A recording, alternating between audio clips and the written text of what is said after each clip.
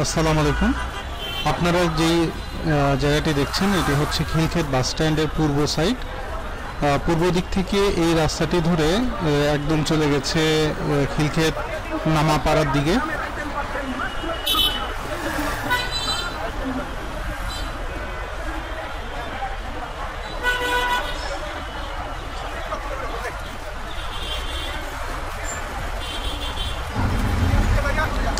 আমরা এখন এই রাস্তাটি ধরে হেঁটে যাচ্ছি।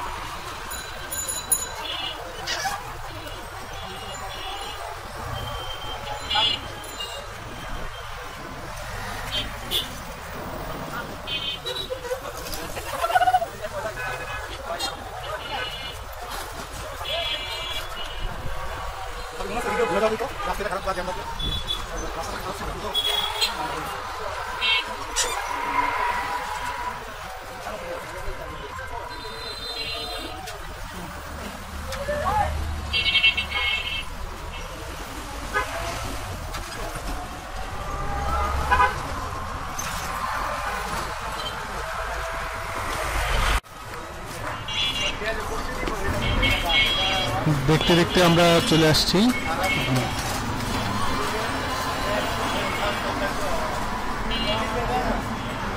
সামনের এই ডান দিকের গলিটি দিয়ে, সেই জমিটি, যে জমিটা আমরা দেখতে এখানে এসেছি।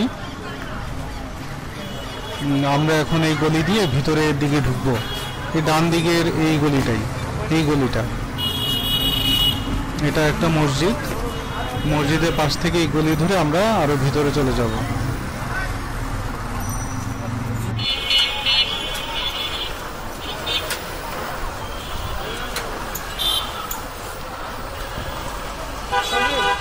সজীব, আমি আগাইতে থাকি ভাইয়া, আগাই।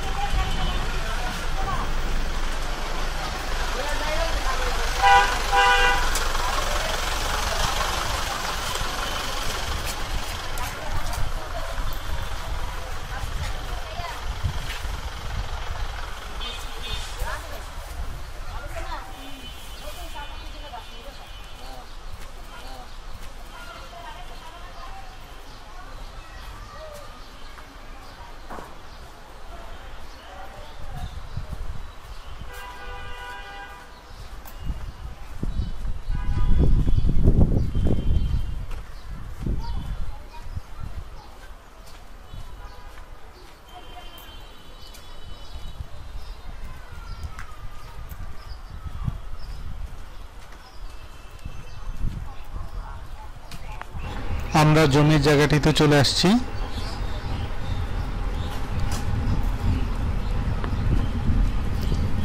সামনে যে খোলা মাঠটি দেখা যাচ্ছে এই জমিটাই।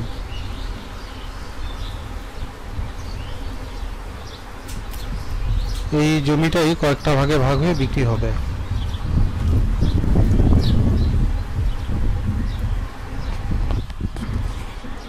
এখান থেকে 8 কাঠা পরিমাণ একটা প্লট শেয়ারে বিক্রি হচ্ছে। তো শেয়ার টোটাল হচ্ছে 36 জন, এবং এটা হবে G+9, মানে গ্রাউন্ড ফ্লোর +9, 9 তলা হবে। আর প্রত্যেক তলাতে হচ্ছে 4টি করে ইউনিট, এইভাবে হবে।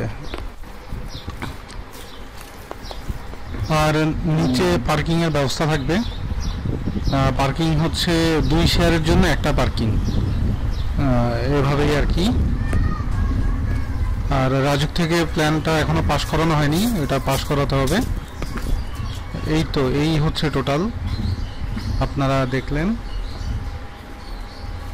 এইখানে 8 কাঠা, 7 কাঠা, তারপর 8 কাঠা, এভাবে 3টা প্লট বিক্রি হবে। এক একটা প্লটে 36 জন করে। এটা হচ্ছে খিলক্ষেত বাস স্ট্যান্ড। এই খিলক্ষেত বাস স্ট্যান্ড থেকে নামাপাড়া জমি পর্যন্ত 1.1 কিলোমিটার, আর হেঁটে আসতে প্রায় 15 মিনিট লাগে।